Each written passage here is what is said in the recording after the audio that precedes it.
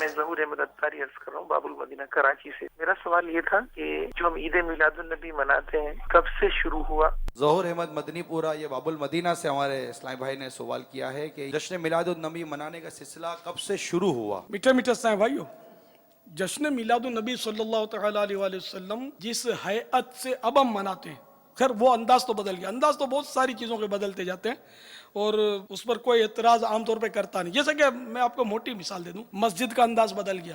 پہلے مسجد کیسی ہوتی تھی؟ مسجد نبوی شریف علی صاحب الصلاۃ والسلام، شروع میں تو چھت شریف بھی اس کی بہت نیچے تھی اور کھجور کے تنوں کے اس کے پلر تھے، اور زمین شریف پر ماربل تو کچھ، فرش بھی کچا تھا، یہاں تک کہ بارشوں کی وجہ سے کچھ کیچڑ وغیرہ فرش پر ہوئی تو بعض صحابہ کرام علیہم الرضوان وہ جھولیوں میں مٹی لے کر آئے اور انہوں نے فرش پر ڈالی اور اس طرح ترکیب بنی، تھوڑا خشک ہوئی۔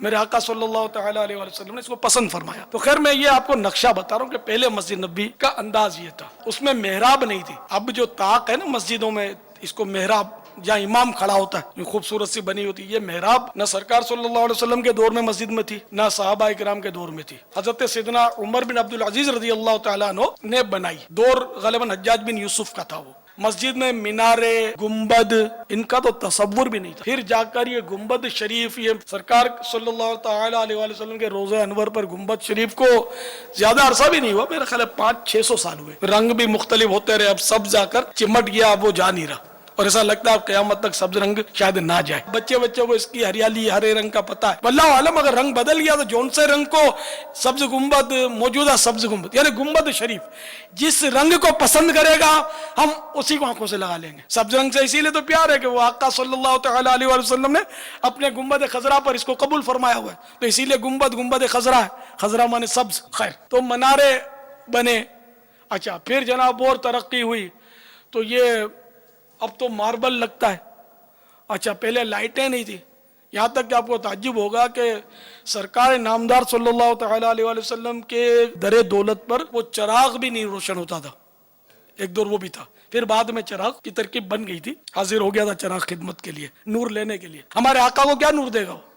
تو وہ ظاہری طور پر روشنی کی ترکیب۔ تو یہ عرض کر رہا تھا میں کہ پہلے کا انداز جو تھا مسجدوں کا، نہ پنکھے تھے نہ بتیاں تھی، ایجاد بھی نہیں ہوئی تھی بتیاں پنکھے، نہ مائک کا سسٹم تھا کوئی، تو یہ پکی اور لینتھر کی مطلب ہے کہ مسجدیں بنانا، ماربل کی تو یہ سب، اس میں شیطان کچھ بھی وسوسہ نہیں ڈالتا کہ بھائی پہلے جیسی مسجد لاؤ تو ہم نماز پڑھیں گے، آپ بولو، اور مائک پہ اذان بھی نہیں ہونی چاہیے، مائک پر بیان بھی نہیں ہونا چاہیے، کہ مائک تھا ہی نہیں پہلے، تو یہ سب مطلب اب یہ ہو رہا ہے، تو یہ سب اوکے ہے۔ تو اسی لیے میلاد النبی صلی اللہ علیہ وسلم کا موجودہ انداز بھی اوکے ہونا چاہیے، شریعت سے نہیں ٹکراتی۔ یا کوئی بات اگر شریعت سے ٹکرا جائے تو وہ رد ہے، جیسے شادی کا کوئی بھی رد نہیں کرے گا کہ شادی مت کرو۔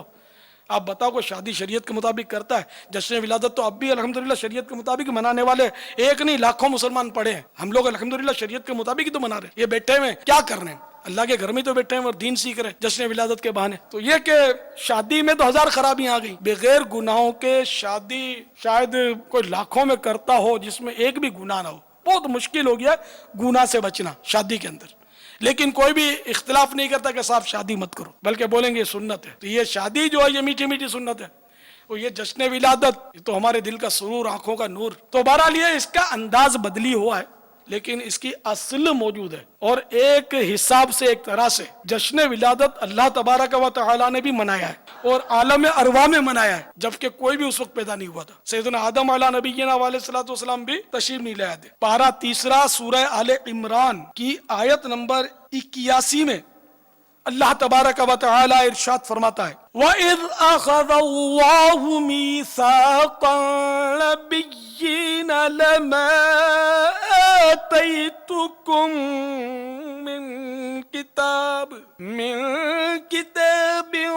وَحِكْمَةٍ ثُمَّ جَاءَكُمْ رَسُولٌ مُصَدِّقٌ لِّمَا مَعَكُمْ لَتُؤْمِنُنَّ بِهِ وَلَتَنصُرُنَّهُ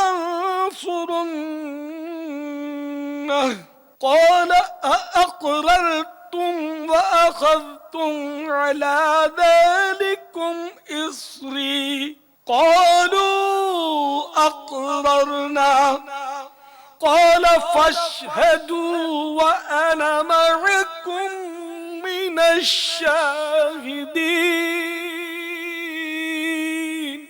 میرے آقا نعمت امام اہل سنت عظیم البرکت عظیم المرتبت پروانہ شمع رسالت مجدد دین و ملت مولانا شاہ امام احمد رضا خان علیہ رحمت الرحمان اپنے شعرا آفاق ترجمہ قرآن کنز الایمان میں اس کا ترجمہ کچھ یوں کرتے ہیں. اور یاد کرو جب اللہ عز و جل نے پیغمبروں سے ان کا عہد لیا جو میں تم کو کتاب اور حکمت دوں پھر تشریف لائے تمہارے پاس وہ رسول کہ تمہاری کتابوں کی تصدیق فرمائے تو تم ضرور ضرور اس پر ایمان لانا اور ضرور ضرور اس کی مدد کرنا. فرمایا کیوں تم نے اقرار کیا اور اس پر میرا بھاری ذمہ لیا؟ سب نے عرض کی ہم نے اقرار کیا. فرمایا تو ایک دوسرے پر گواہ ہو جاؤ اور میں آپ تمہارے ساتھ گواہوں میں ہوں. اس کے تحت صدر الافاضل حضرت مولانا نعیم الدین مراد آبادی علیہ رحمت اللہ الہادی فرماتے ہیں حضرت مولا علی مرتضی کرم اللہ تعالی وجہ الکریم نے فرمایا کہ اللہ تعالی نے حضرت آدم اور ان کے بعد جس کسی کو نبوت عطا فرمائی ان سے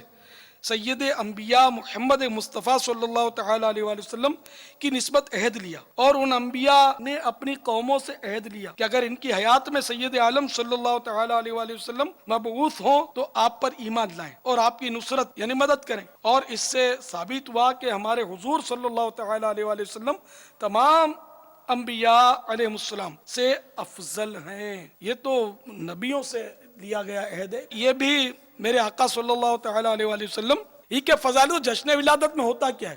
جشن ولادت میں ہوتا کیا؟ فضائل تو ہوتے سرکار کے. اور جشن ولادت کے اس موقع پر سرکار صلی اللہ تعالی علیہ وآلہ وسلم سے محبت کتنی بڑھ جاتی ہے. عشق میں کیسا ایک ابال آتا ہے، جوش آتا ہے. اس لیے یہ جشن ولادت کا سلسلہ جو ہے یہ نیا نہیں ہے، یہ پرانا ہے. سب اپنے اپنے انداز پر مناتے آئے ہیں. یہاں تک کہ میرے آقا صلی اللہ تعالی علیہ وآلہ وسلم ہر پیر شریف کو روزہ رکھتے تھے. تو آپ کی خدمت میں عرض کیا گیا کہ اس کی حکمت پوچھی گئی تو فرمایا کہ اسی روز میری ولادت ہوئی. تقریباً الفاظ یہی ہیں، اسی روز میری ولادت ہوئی، اسی روز مجھ پر پہلی وحی نازل ہوئی. تو اپنا یوم ولادت، کیونکہ پیر شریف کو ولادت ہوئی تھی، پیر کا دن تھا وہ، تو اپنا یوم ولادت میرے آقا صلی اللہ تعالی علیہ وآلہ وسلم ہر پیر شریف کو روزہ رکھ کے مناتے تھے. تو یہ ان کا منانے کا انداز تھا. میرے آقا صلی اللہ علیہ وسلم کا اپنا یوم ولادت منانے کا انداز، اور ہر ہفتے مناتے تھے. الحمدللہ جشن ولادت ہم مزید سے مزید تر مناتے جائیں گے. صلو علی الحبیب صلی اللہ تعالی علی محمد. مجھے اپنی اور ساری دنیا کے لوگوں کی اصلاح کی کوشش کرنی ہے انشاءاللہ.